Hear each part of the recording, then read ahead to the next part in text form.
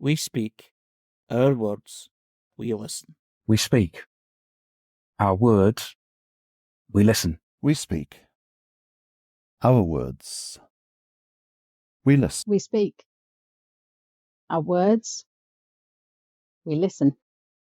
The Spectrum Voices Conversation, Harry's Facebook page, is sponsored by coldpack.co.uk, which means if you're a practitioner, an osteopath, a physiotherapist, a chiropractor, a dentist who requires cryotherapy that also has the practice details and website and logo printed on their pack to remind your patients of you, then we gain when you buy from them.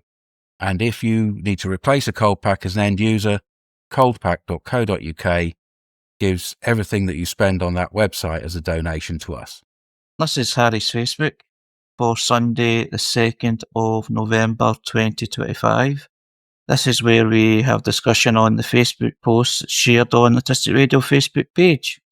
And the first post is from Autistic Realms, which is an education website advocating for a better understanding of neurodivergence and mental health in education. And they've shared the following: Understanding the Double Empathy Problem, a guide for autistic people and families. And I'll read this the intro for discussion. As an autistic parent or carer navigating the world with an autistic child or young person, you may often feel two things at once: deep intuitive connection with your child and frustration when so many others simply don't get what you are trying to say or misinterpret your communication. Social interactions can be so exhausting for everyone involved. The double empathy problem can help make sense of these experiences, not as a failure of you or your child because you're autistic, but as a shared challenge in communication and understanding between people who experience the world differently. It's a touchstone, isn't it? It's a touchstone of the neurodiversity movement. The double empathy problem is that you empathize with a different group of people. Two groups of people, your neurodiverse group and your non-neurodiverse group. And you might have a little bit more understanding intuitively with your own group than you might with the group that's different to you. And I don't think we can say it often enough, Harry, though, it's really at the heart of the idea of if you're autistic, thinking the way you do is okay. Your brain working the way it does is natural to you. The double empathy problem is recognizing at its heart the difference in the way that people communicate and the difference in when they're looking for similarity. Human beings are a group. They look for similarity, but there's a difference, and the difference is between two groups of people, and it's the neurodivergent people who are divergent from the other people. Simple as that. No, it has to be said again and again. It underlines the whole principle of being proud to be autistic rather than thinking you're broken. It's a really important issue because there's this myth that autistic people don't have empathy, whereas they just express it differently. I don't know. I don't like this phrase, double empathy. I don't understand it. You've explained it there, Jules, but the words themselves, double empathy, what does that mean? I think I didn't know what this was. I was even wondering about it this week. It's a good explanation that you gave, Jules. It helped me a little more than the post, but it just could be that you said it after the post, so I have two ways in. I think it might be harder if you're diagnosed late because you've been living in this world where you might have thought you were part of the larger group. But I remember something now that Jules has said what he said, and it is that I used to, in the workplace, have empathy for people who I now, looking back, suppose may have been autistic. I think they were. And I was able to communicate with them and almost as a conduit between the two places, even though I didn't know I was in the neurodivergent world yet. I think about that often. And then the other thing I think about is with my own children, that I could have done better because they were neurodivergent, not in exactly the same way, but you worry so much about your children, it might be hard to achieve this double empathy. I'm talking in the chat with Ray, and he said that, okay, I said it's a phrase to sell a book, the double empathy problem. A few decades back, it was a buzz phrase. Ray said, I assumed that it meant that you can only get on with other autistic people. And what I want to put out there is that it was a phrase used to actually get the medical world to recognize that autistic people had fucking empathy at all. Because up until that point, they were saying that we could not empathize with the way everyone else was in the same manner that so-called normal children did. So the double empathy problem was actually a fight back from the neurodivergent community to say, no, it's just that we empathize with each other in ways that you don't understand, and you empathize with each other in ways that we don't understand. So it's very much part of the push forward, but it now feels all old-fashioned and uncomfortable. It feels like a decade-old concept. I'm really glad that people liked the way I phrased it out there, because I think I did it differently to the double empathy problem. Touching on with was the article explains what is the double empathy problem. And the double empathy problem, Damien Milton 2012, highlights the misunderstandings between autistic and non-autistic people happen both ways. The word double matters. It isn't just a difficulty for autistic people understanding others. Non-autistic people also struggle to understand autistic perspectives, communication, and experiences. This isn't about a lack of empathy or social ability. It is about a mismatch of lived experiences, different ways of communicating, expressing emotions, reading cues, interpreting the world, processing sensitive information, and building relationships.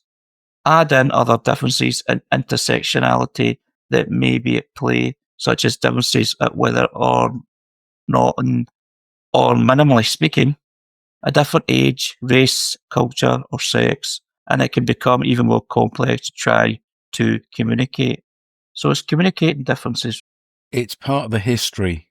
Before Damien Milton was getting attention, the neurodiversity movement as we see it now, this accept a whole range of different presentations, understand that women can be autistic, whereas previously thought they couldn't be, and that a much wider group of people share autistic traits than was otherwise thought. You know, that whole thing that has happened in the last 5 years, never mind 10 years, would not really have happened without Damien Milton.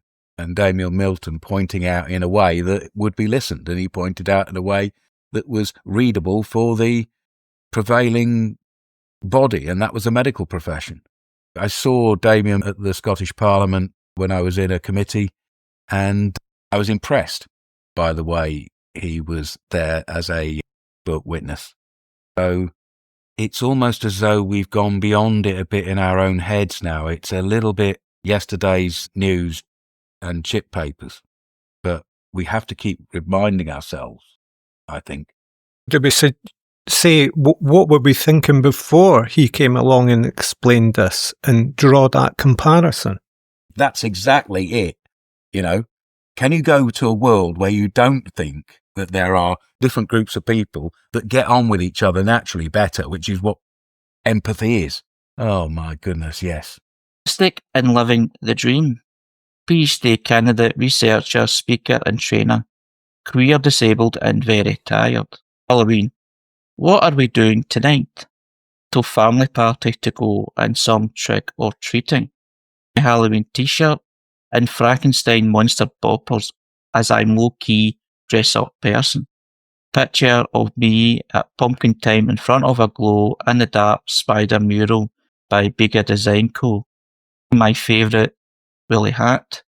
A scarf I borrowed from my mother years ago and I've never gave back. and Little Man's Spider-Man rucksack. I took the batteries out of my musical doorbell because there was just tons of kids coming round the doors, guising, and he just took the batteries out so I wouldn't get disturbed by it all the time. Thing. To me, it's always that time of year where the veil is thin, and so I was way off in little themes of like, being possessed by ancient ancestors, because I was doing some genealogical research, and it was just my mind was full of people who are gone, and they were coming back and surprising me in various ways with little documents that I was discovering. For some photographs I responded to online of people who were like old characters in Edinburgh. I remember a while back, Morris alerted us to the fact that he was going to attend a tribute to somebody who was a street person who had passed away in Edinburgh, and some of these people are really well known, and so to see their faces again coming back in photos and people talking about them was, I think, a very experience. A Halloween party last night, something that's organised by my sister's friend, and she invites all her friends along. I was lazy. I decided to dress as a Scotsman. Just stuck on a Scotland football top, wore one of my tartan ties and stuck a hat on. It was a good night, and it was good to see so many people making the effort to dress up. There was someone that was dressed up as a T-Rex, a 14 or 15-year-old boy, and it's like, it was a lot of effort. It wasn't something easy to take on or off. Like a lot of things that I've seen people, it's like, even if it's a right good costume, it can be taken off easily at the head, so you obviously can have a drink or whatever, or breathe. So, yeah, it was good to see, and it was good to be, even it's not my scene in terms of being around a lot of people, but it was comfortable enough because I was sitting with my family. It was very good, and I really enjoyed it. There's a bit of an unwritten rule around here that if the house isn't decorated, you don't knock, so they stay away. Back in the day, firework night, the next morning you'd come out and the gates had been lifted and car tyres let down, and that sort of gradually slid into October 31st. But there's very little trouble now, but I'm very uncomfortable with it, really. It's that thing of like, the people coming round, the kids, would only go to premises where people had decorated it in a Halloween theme. Yeah, that was happening. And what you were saying there about the day after bonfire night, I always remember the smell. Yeah, there's a factors about this time of year. Thanks for everyone who took part in the conversation. And thanks to the people who shared these posts that we've discussed tonight.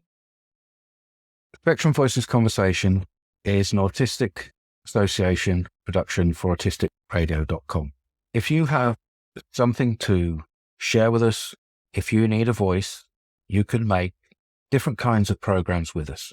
You can make a 10-minute short, or you can join us for a podcast to talk about a subject that is dear to your heart, or something you think needs a wider audience. We have an open door policy for divergent views. We do not necessarily agree with everything that we share on our Facebook pages or the words expressed in our podcast. There are a lot of different divergent views which we are trying to allow get aired so that people can see things from different people's vantage points. We hope that you will join that conversation. Contact us through any of our links, Facebook, by email, directly to us.